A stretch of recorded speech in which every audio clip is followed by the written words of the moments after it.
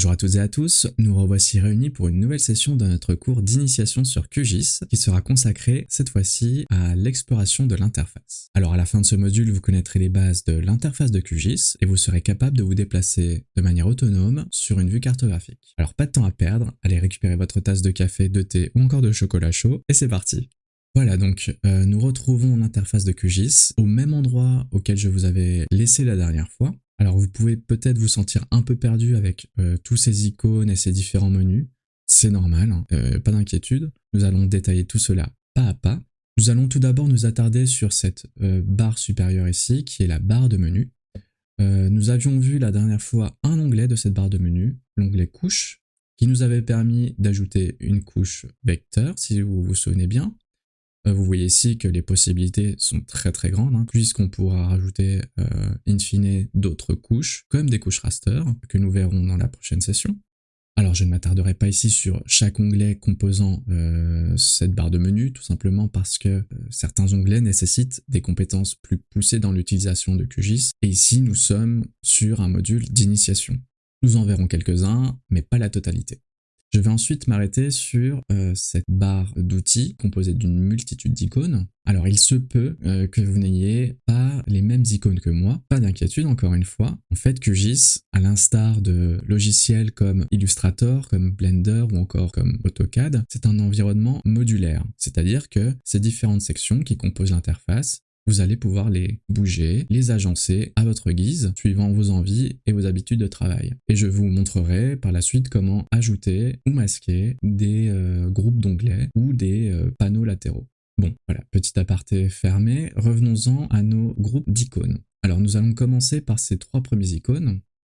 Nous avons tout d'abord l'icône page blanche qui va vous servir à démarrer un nouveau projet sur QGIS en partant de zéro. Nous avons ensuite l'icône ouvrir un nouveau projet existant et l'icône enregistrer le projet courant. Alors je vais passer les trois icônes suivantes car nous y reviendrons en fait tout à la fin de ce cours d'initiation. C'est des icônes qui servent notamment à créer les mises en page et l'habillage pour vos futures cartes.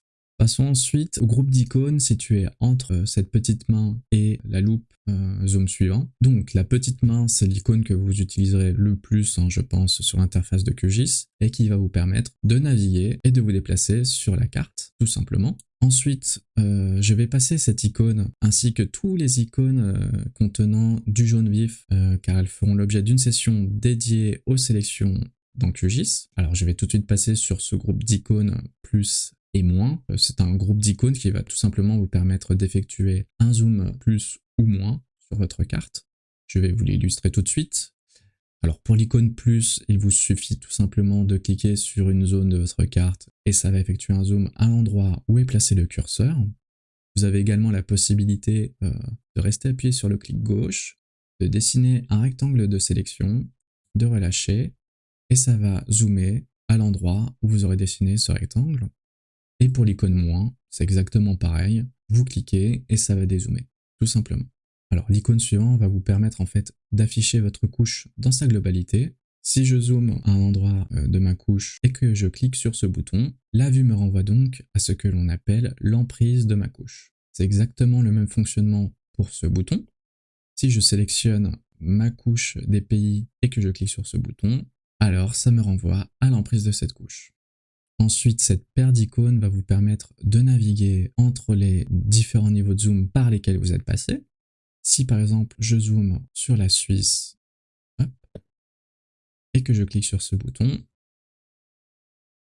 vous voyez que je navigue bien entre les zooms par lesquels je suis passé et je peux très bien faire le même travail pour les zooms suivants jusqu'à retomber sur ma vue actuelle. Passons maintenant à l'icône nouvelle vue cartographique.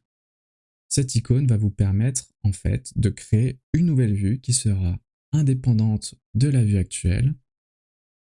Je vais vous l'illustrer de suite. Si je zoome par exemple sur l'Italie, je vais la centrer comme ceci, voilà, et que je clique maintenant sur nouvelle vue cartographique, vous voyez qu'une nouvelle vue s'affiche, qui est donc indépendante de ma vue actuelle. Vous voyez que si je dézoome sur ma fenêtre principale, ma vue cartographique 1 reste intacte. Sur cette vue cartographique, je peux effectuer une rotation, comme ceci, ou bien un agrandissement. Et vous voyez qu'elle restera bien figée dans cet espace. Alors comme je vous l'ai dit, QGIS est un environnement modulaire, c'est-à-dire qu'ici, je peux très bien prendre cette fenêtre et la glisser ici sur le panneau gauche, ou bien la disposer à droite de ma fenêtre principale. Dans mon cas, je vais la remettre sur mon panneau gauche, voilà. Et pour agencer ces différents panneaux, il vous suffit simplement de les sélectionner et de les glisser à l'endroit souhaité. Donc vous voyez bien que QGIS est un environnement totalement paramétrable et réagençable selon vos goûts. Et pour déloger cette vue de son emplacement, il vous suffit de cliquer sur cette petite icône à côté de la croix, ici, voilà. Et voilà. Et je peux venir la réagencer sur le dessus de la fenêtre principale ou sur le côté. Je vais la garder ici, voilà. Alors, je vais passer sur l'icône suivante qui va nous créer en fait une vue cartographique en 3D cette fois-ci. Alors déjà parce que nous n'avons pas de données de hauteur renseignées à l'intérieur de cette couche, donc ça ne nous sert pas à grand chose, et également parce que la 3D dans QGIS nécessite des connaissances supplémentaires que nous ne verrons pas dans le cadre de ce cours d'initiation sur QGIS. Alors ensuite nous avons les icônes de création des signets spatiaux.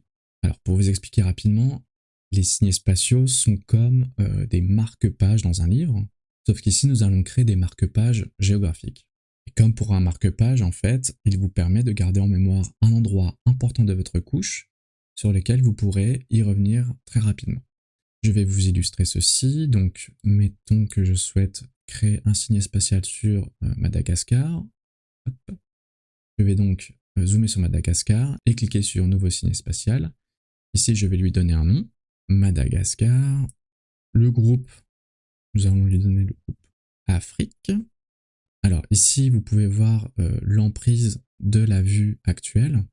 Donc l'emprise, c'est tout simplement les extrémités de la fenêtre actuellement à l'écran. Nous allons donc garder les valeurs par défaut et cliquer sur Save. Nous allons créer un autre, par exemple la Tunisie.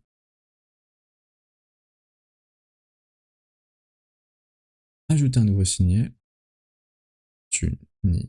Tunisie, groupe Afrique, on garde pareil tout par défaut, on clique sur Save, et voilà, nous avons donc créé deux signets spatiaux, et pour les retrouver, nous avons deux solutions. Vous pouvez soit cliquer sur l'icône d'à côté, afficher les signets spatiaux, et là donc nous allons avoir un explorateur qui va s'afficher sur le côté, avec les différents signets que nous avons créés, et l'explorateur va vous permettre tout simplement, en double-cliquant sur un signet, de naviguer entre vos différentes icônes. L'autre solution consiste quant à elle à effectuer un clic droit sur la barre d'outils et à cocher le panneau gestionnaire de signets spatiaux. Et là, vous voyez nos deux signets affichés dans le gestionnaire de signets spatiaux. Et là, pareil, si on clique sur Tunisie, ça nous ramène au signet appartenant à la Tunisie. Alors voilà, je vais m'arrêter pour le moment pour la description des différentes icônes.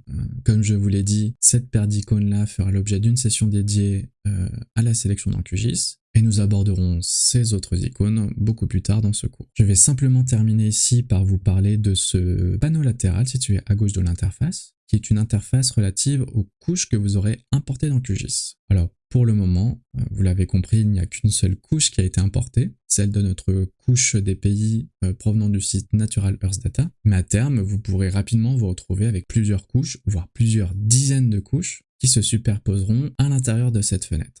Voilà, donc pour résumer, cette session avait pour but de vous donner un premier tour d'horizon de l'interface dans QGIS. Dans le prochain cours, nous commencerons à travailler avec de la donnée raster cette fois-ci, et nous irons encore un peu plus loin dans l'exploration des possibilités offertes par ce superbe outil qu'est QGIS. Donc si vous souhaitez poursuivre avec moi, je vous dis à tout de suite, et pour les autres, je vous dis à bientôt.